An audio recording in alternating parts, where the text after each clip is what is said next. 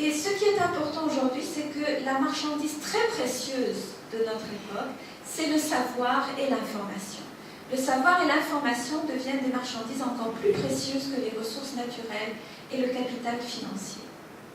Et là, on touche, en parlant de cette liberté de circulation des marchandises et des finances,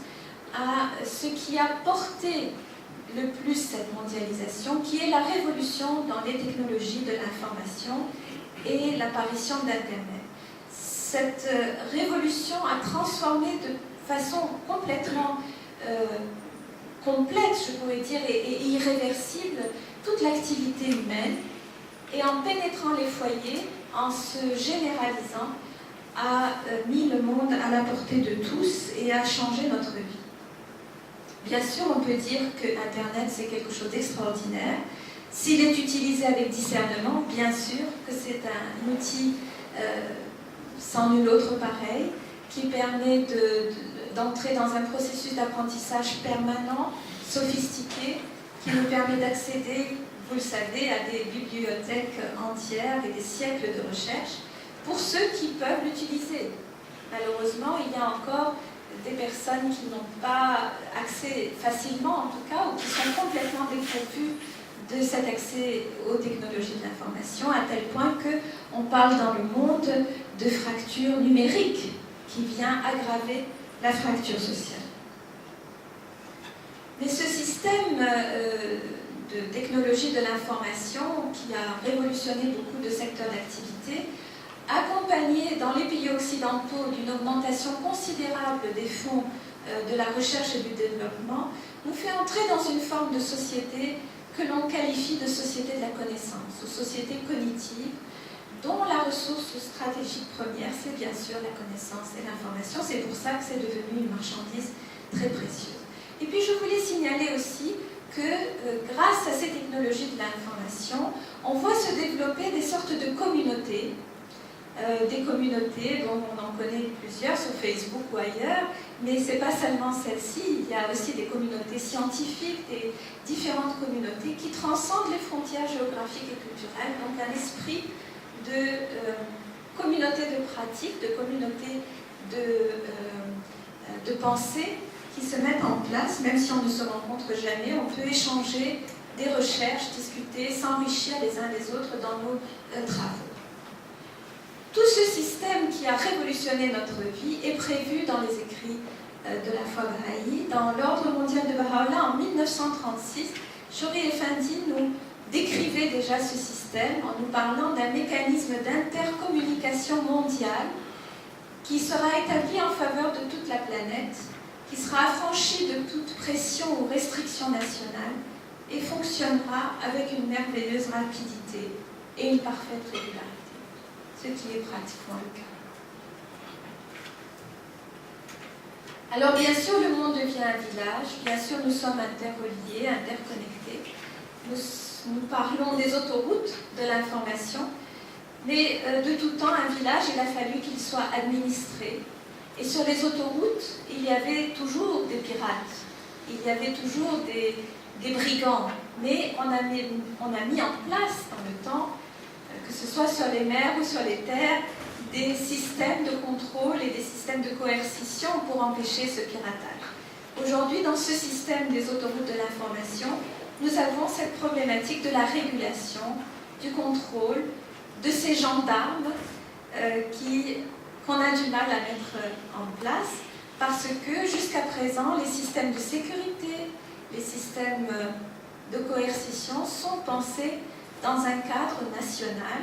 et font partie de l'un des pouvoirs régaliens de l'État, car finalement l'État, nos États modernes ont été mis sur pied pour assurer avant tout la sécurité, le bien-être de leurs citoyens. Donc c'était l'un de leurs pouvoirs, c'était d'assurer cette sécurité. Alors comment vont-ils faire pour assurer la sécurité sur un système de communication, de transport de l'information et de la connaissance, qui est un système par nature global, par nature sans frontières. Alors cela nous amène aux aspects politiques très importants de la mondialisation, puisque avec les mouvements de marchandises, avec les mouvements de capitaux, des entreprises, et encore plus avec ce mouvement généralisé de l'information et de la communication, les frontières deviennent perméables. Les frontières, même, on se demande si elles ont encore un sens. Elles sont quasiment un non-sens, et leur sauvegarde, parce que quand même il y a toujours ces frontières et il y a toujours des États-nations pour les garder, leur sauvegarde pose très souvent une problématique qui ne trouve pas de réponse socialement et humainement acceptable. Sur le plan économique et matériel, on pourrait presque se réjouir de cela, qu'on est en train d'aller vers un monde sans frontières et que finalement la Terre est en train de devenir comme un seul pays et les habitants des citoyens de ce monde sans frontières. Comme Baha'u'llah nous le disait, que la Terre n'est qu'un seul pays et tous les êtres humains, tous les hommes en sont les citoyens. À part que, pour le moment, ce n'est pas vraiment des citoyens de ce monde sans frontières que nous sommes, mais essentiellement des agents consommateurs, disons, qui subissent un peu ce monde sans frontières. Et en plus, paradoxalement, les frontières sont toujours là et gardent leur sens, surtout en ce qui concerne la limitation et le contrôle des mouvements de personnes. Dans certains cas, ça devient même comme des forteresses. En tous les cas, on qualifie l'Europe de forteresse pour ses frontières extérieures, pour limiter les mouvements migratoires.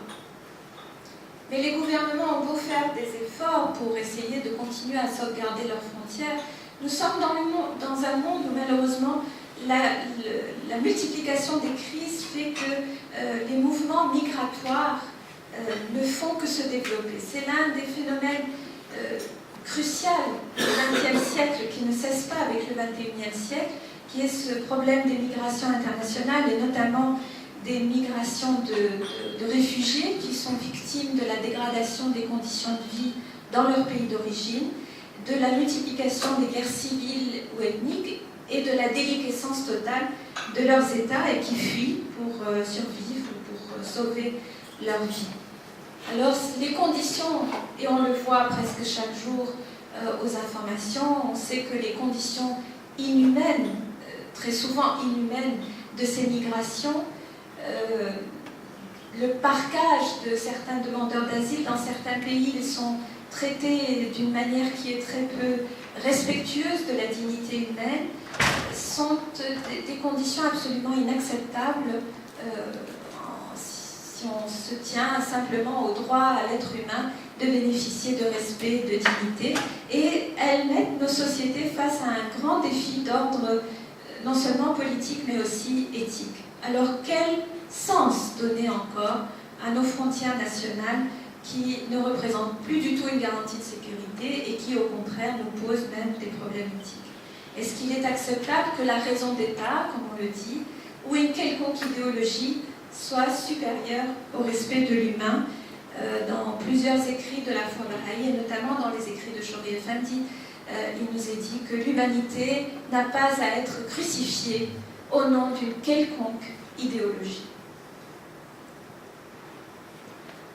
L'État-nation, face à tous ces mécanismes et ces phénomènes, se trouve en tant qu'institution, se trouve en érosion. Et ce qui est en érosion, c'est ce principe considéré jusqu'à présent comme un principe absolu qui définit, qui est comme un paradigme qui définit l'État et l'État-nation, c'est le principe de la souveraineté. Le droit,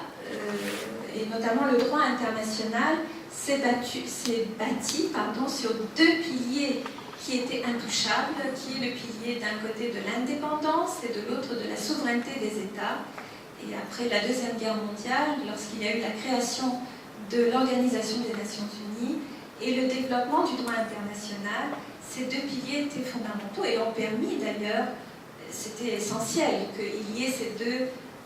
notions d'indépendance et de souveraineté pour permettre aux États de se développer et au droit international de se déployer. Mais ces